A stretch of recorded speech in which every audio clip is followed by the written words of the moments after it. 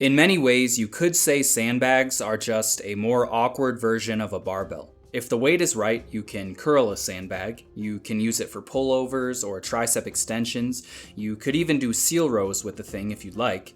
This is all great, and if you don't have access to a gym, this can be a real viable alternative. But in my opinion, if your main focus is building muscle and or becoming a generally stronger person, for these basic exercises, you're probably better off just using the barbell. Like I said, you can curl a sandbag and you will see results, but a barbell allows you to easily work through a full range of motion and makes loading progression much easier. This is really the main point of barbells. They're convenient and efficient. While I love the idea of replacing the gym entirely with sandbag work, and I sincerely believe you can make some pretty insane gains that way, I can't deny there are some things barbells or machines just do better. With that in mind, why lift sandbags at all then? Well, if we shift our focus from replacing what the gym already does well to expanding the gym to include more, sandbags begin to make sense. Just as you'd have a tough time replicating a tricep pushdown, for example, with anything other than a cable machine or bands, there are some movements that can only be done with a sandbag, and those movements are extremely effective. So let's get into it. Here's a list of what I consider to be the essential sandbag exercises. Starting from the bottom, we have the lift from the ground. There are a few ways you can do this, and they're all effective, but the method that really sets sandbags apart, in my opinion, is the vertical pick where the bag starts from a standing position. For those interested, this seems to be the preferred method for many lifters once a sandbag becomes bulky enough. As the bag gets longer, the horizontal lifting method becomes more difficult, which makes this a bit of a workaround. You could say this is similar to a deadlift or a squat or a row, but really it's a unique movement that you won't find elsewhere. In fact, I find it difficult to imagine another exercise at all that works as much of the body at one time as this one does. This will vary a bit depending on the size of the sandbag, but generally, to perform the movement, you'll want to wrap your arms around the bag somewhere between the halfway and 3/4 mark. You can start higher if you're lifting a smaller sandbag, but as it gets longer, you'll most likely need to grab a bit lower in order to clear your knees on the way up.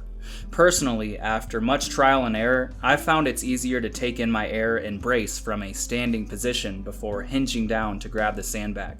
Once you have your air and you have your arms wrapped around the bag, lift upwards as explosively as you can by driving your chest up and pushing your feet into the ground, all while squeezing as hard as you can with your arms. If you're strong enough and the sandbag isn't too long, you might manage to lift the bag all the way onto your lap in one motion.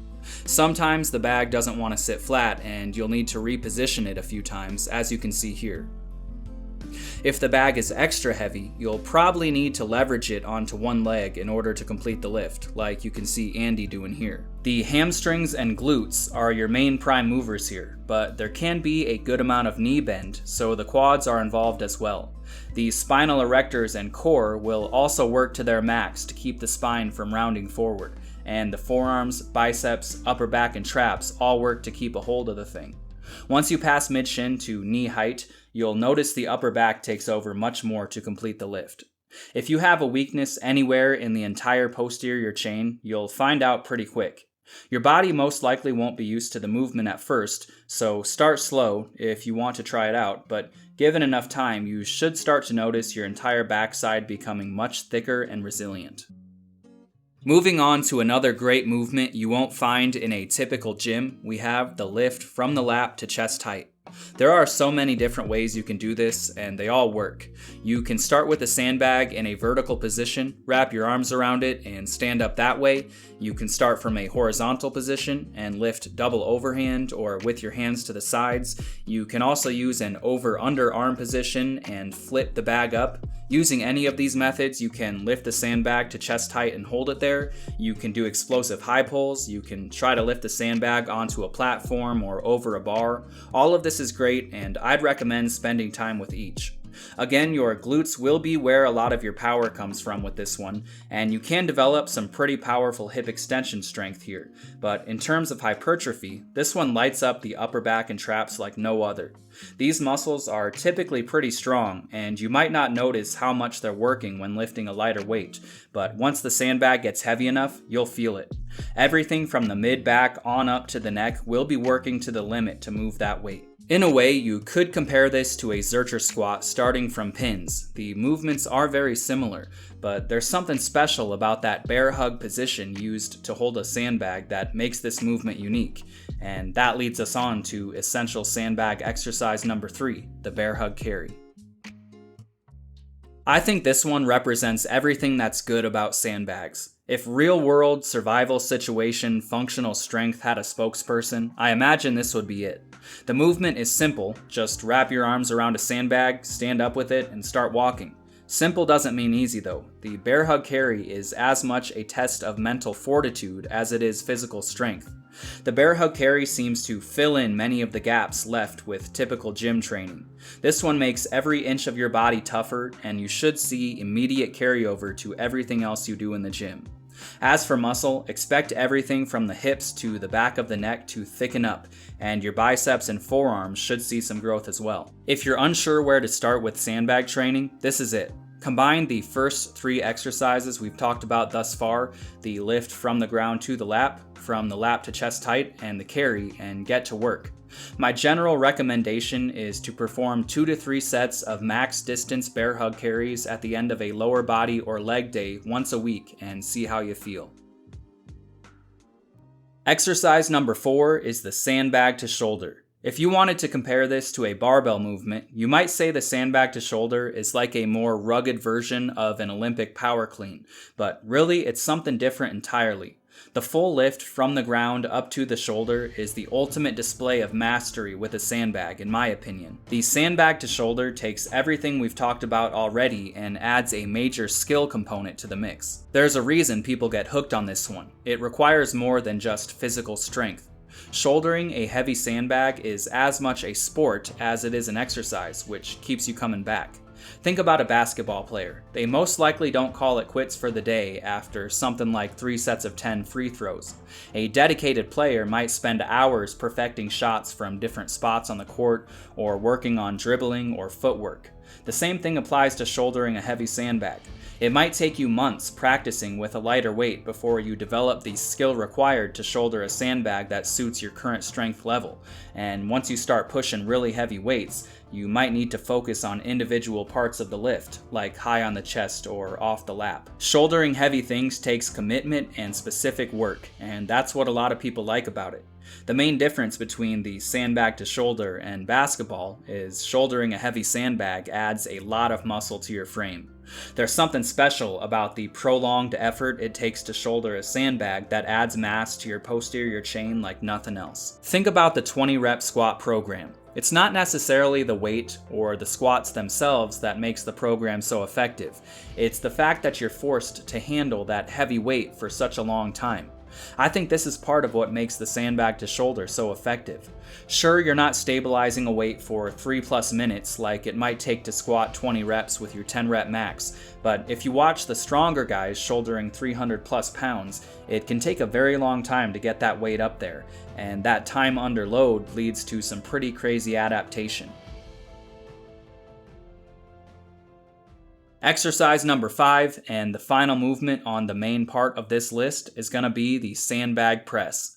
I know I said this is a list about exercises unique to sandbag training, and you can certainly press a barbell overhead, but try it yourself and you'll see. Putting a sandbag overhead is much different than any other press you can do. This one is similar to the sandbag to shoulder in that there is a skill component involved. Getting the sandbag into the front rack position takes finesse, and pressing the thing requires you understand completely how that weight shifts and where its center of mass is at. Shouldering a sandbag feels awesome, and over time you can cultivate a respect for the movement, but when it comes to putting a heavy weight overhead, I don't think anyone needs convincing how badass it is. There's something inherently primal about dominating an object by pressing it that I think anyone can relate to. There's not much else to say about this one. Pressing a sandbag overhead builds a lot of muscle and leads to complete total body stability in a way nothing else will. These 5 exercises will complete the main part of our list. Basic, but that's what sandbags are about in my opinion. You don't need a bunch of fancy moves to benefit. Picking the thing up and walking around with it, shouldering it, and pressing it is all you need to expand the gym and make some new gains. That said, there are a few other exercises you can do that offer their own unique benefits and might be worth checking out. Number 1 is going to be the shoulder carry. This exercise takes the prize for making you the most sore in ways you didn't know you could get sore. Your upper back, lats, shoulders, and often underworked parts of your midsection will all be left worked to their limit from this one. I made an entire video on the movement if you're interested. Number 2 again builds on that shouldering element of sandbag lifting. Next up we have the sandbag over shoulder. This is like the traditional shoulder, but is done with slightly lighter weights. Rather than working inch by inch to shoulder the sandbag, you'll start from that lat position and throw the bag over your shoulder behind you in one movement. This is great for conditioning and developing explosive power off the lap, which can transfer to shouldering heavy weights. A great way to do this one is using the 1 minute on, 1 minute off method. Throw the bag over your shoulder as many times as you can in 1 minute, rest a minute, and repeat. Do this for 5 to 10 rounds and you'll be left gasping for air. Number 3 is the one motion sandbag to shoulder. This is different enough from the traditional shoulder to earn its own spot here. I think this is probably my personal favorite sandbag movement. Slowly shouldering 300 is awesome, but throwing 250 up in one motion is just so cool. I also made an entire video about this one with Andy Crawford if you're interested. If you enjoy the skill component to sandbag lifting, you'll really like this one. And that's going to be it for our list. Of course, there are many other exercises you can do with a sandbag, and certain movements might be worth doing if you hit a wall, like rows or high carries to help with shouldering a heavy weight, for example. But these are the essentials, and they will keep you busy for a long time. I hope you enjoyed this one. Let me know if you have any favorites that I might have missed. I'd love to hear your opinion, so I'll see you in the next one, and as always, thanks for watching.